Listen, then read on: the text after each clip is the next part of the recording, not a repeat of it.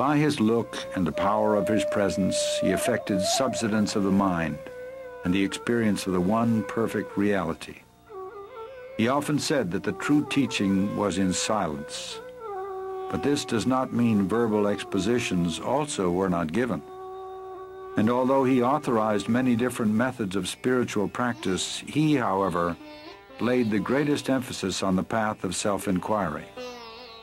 The first and foremost of all thoughts that arise in the mind is the primal I thought. It is only after the rise or origin of the I thought that innumerable other thoughts arise.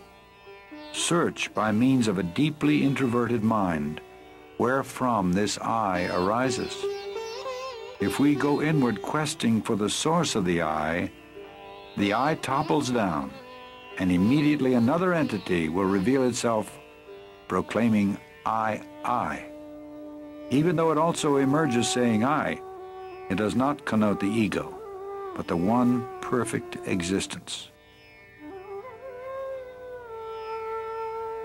People of all religions came to him, and he never advised any of them to change their faith or abandon their creeds. He answered all their questions patiently, but in the end brought them round to the self. Know who you are, then all else will be known, he would say. To a question put to him about happiness, he replied, happiness is your real nature. You identify yourself with the body and mind, feel its limitations, and suffer. Realize your true self in order to open the store of unalloyed happiness. That true self is the reality, the supreme truth, which is the self of all the world you now see, the self of all the selves, the one real, the supreme, the eternal self, as distinct from the ego or the bodily idea for the self.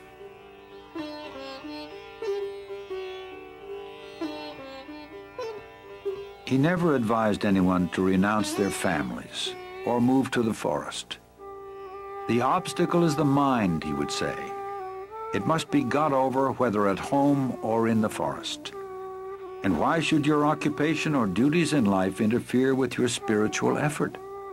By giving up activities is meant giving up attachment to activities or fruits thereof, giving up the notion, I am the doer. The practice of his teaching doesn't require outward rituals or ceremony. It takes one straight to the source of one's own being, which is the source from whence all religions spring and must ultimately resolve.